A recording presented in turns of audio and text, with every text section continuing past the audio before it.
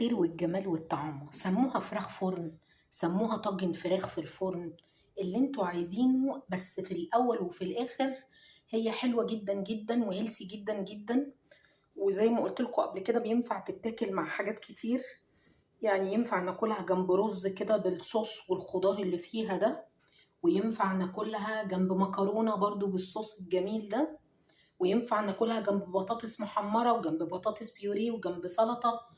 ونعمل لو بنعمل دايت، تبقى هو ده الصنف بتاعنا في الفراخ اللي انتوا عايزينه. النوع ده انا بفضله دايما، انك بقترح على العملاء وموجود عندي في الكيتشن بشكل يومي، لان نوع بيناسب تقريبا 80% من الاذواق. يعني ناس قليلة جدا اللي مش بتاخده، اللي هم اصلا ما بيحبوش الفراخ عامة او ما بيحبوش الفراخ بالعظم.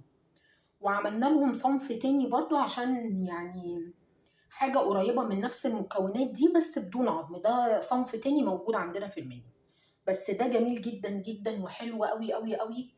وبجد انا بتمنى ان كل العملاء بتوعنا اللي لسه ما جربوهوش يجربوه. هنتكلم بسرعة عن خدمة التسويات. هل انا بقبل خدمة تسويات عندي في الكيتشن؟ ايوه بقبل.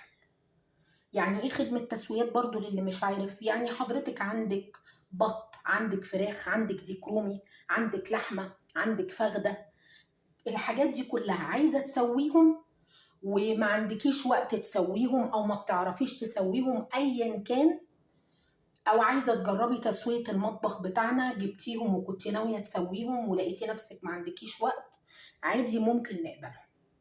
بس الخدمة دي ليها شروط عندي. اهم شرط عندي في الخدمة دي العميل نفسه.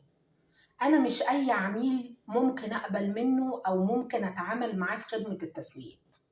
ودي ليها قصص وحاجات كتيرة حصلت مع كيتشنز تانية، أنا حبيت إن أنا أتجنبها من البداية، لأن مش كل العملاء للأسف عندها الإدراك الكافي إن مثلا الفرخة دي كانت وزن قبل ما تتذبح، وبعد ما تتذبح بقت وزن تاني، وبعد ما تسوت بقت وزن تالت. يعني دي أبسط مثال. في ناس لحد النهاردة ما تعرفش المعلومة دي، ما تعرفش إن الفرخة وهي لسه صاحية غير بعد ما تتذبح وتتنضف، غير بعد ما تتسوى. وصلت؟